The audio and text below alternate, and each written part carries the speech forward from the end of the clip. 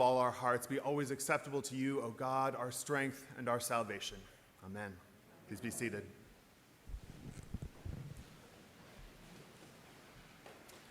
God was angry because the Israelites had been quick to turn aside from the way that God had commanded them. They had cast for themselves an image of a calf and had worshipped it and sacrificed to it. We all know the story of the golden calf from Sunday school, but I bet you don't remember Moses interceding on behalf of the Israelites.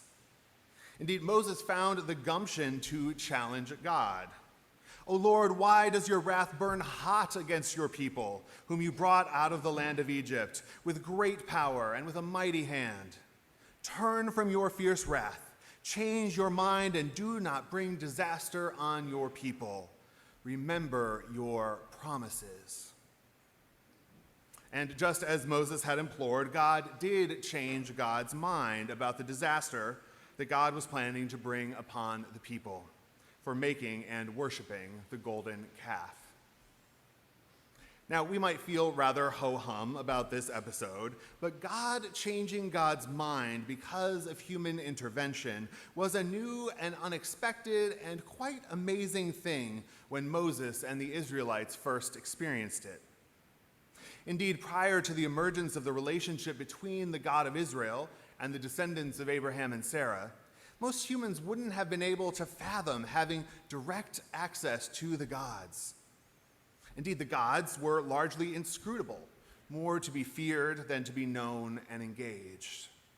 So the notion of a God who could be reasoned with, a God who might even change their mind, would have been almost fantastical in the ancient world. Well, to understand what's happening here in this tense, high-stakes interaction between God and Moses, we'll need a little context and a little perspective. You see, in this portion of the book of Exodus, the Israelites had only recently crossed safely through the Red Sea.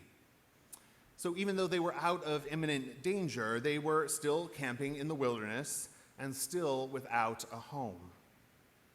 Nevertheless, with the enthusiasm of a newly liberated people, they made an agreement with God to follow all of God's commandments.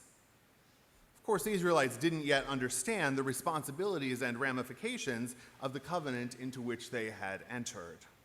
They were still relying on Moses to guide them in living according to the commandments to which they had committed themselves. After the covenant had been established, then Moses went up Mount Sinai to be instructed about God's commandments in excruciating detail. Indeed, Moses was on the mountain for 40 days and 40 nights, Bible speak, for a really long time. And Moses' extended time on Mount Sinai culminated with God giving him 2 tablets on which the commandments were inscribed. Commandments he would later break, but that's for another day. Or tablets. He broke the tablets. Anyway, while Moses was up on the mountain, the Israelites' confidence had been shaken. They were waiting in the barren wilderness, aimless, losing hope, with no leader to lift their spirits, and still no physical place where they could access God. Here's how the book of Exodus narrates their distress. The Israelites gathered around Aaron and said, "Come, make us gods who will go before us. As for this fellow Moses who brought us up out of Egypt, we don't know what has happened to him." It's almost humorous how quickly the Israelites move on. They don't organize a search party to go find Moses. They don't seem to feel much obligation to him or to the God of Israel for that matter. They don't seem to understand at all the magnitude of what they are doing. And to my ear, this sounds less like a betrayal of God than complete and utter cluelessness, perhaps mixed with a bit of anxiety. Without Moses and his communicative relationship with God, the Israelites had lost their lifeline to the divine. They didn't know when Moses would be coming back. And in the ancient world, of course, the presence of the divine was often thought to be strongly concentrated in particular objects and places. Indeed, up on Mount Sinai, Moses was receiving instructions, extensive instructions, about how to construct an ark and a tabernacle, to create a home for God among the people. So before we start thinking that creating a golden calf was absurd and outlandish, here are a portion of God's instructions to Moses for the construction of the ark, in which the tablets of the law would be placed. Make an ark of acacia wood, overlay it with pure gold both inside and out, and make a gold molding around it. Then make a cover of pure gold and make 2 cherubim out of hammered gold at the ends of the cover. Place the cover on top of the ark and put in the ark the tablets of the covenant law that I will give you.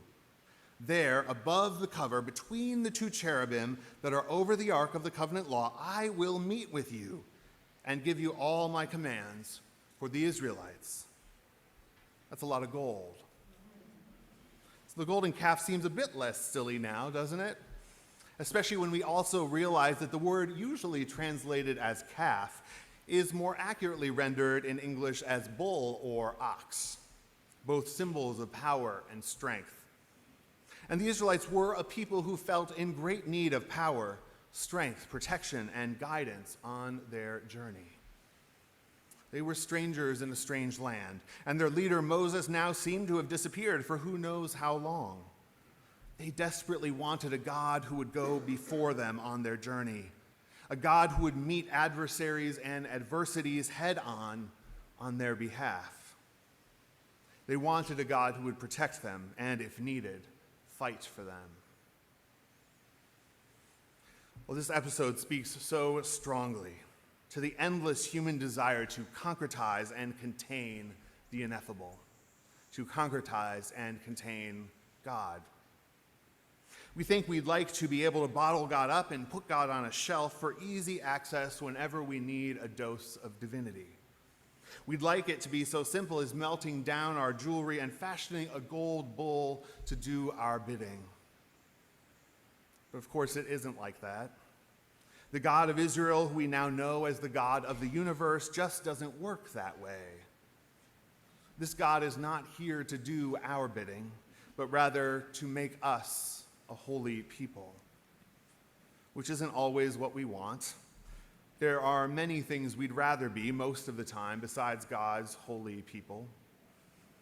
Yet for God, finding this people, the Israelites, and asking them to be God's own people was an extraordinary risk for God, to trust in us, in humans, because we would let God down, of course. And God hasn't always taken this as well as we might hope God would. Indeed, after the golden calf debacle, God told Moses, "Go up to the land flowing with milk and honey, but I will not go with you. Tell the Israelites, you are a stiff-necked people. If I were to go with you even for a moment, I might destroy you." Yet Moses did not accept God's petulant declaration. Moses once again challenged God, saying, "If your presence does not go with us, do not send us up from here. How will anyone know that you are pleased with me and with your people unless you go with us?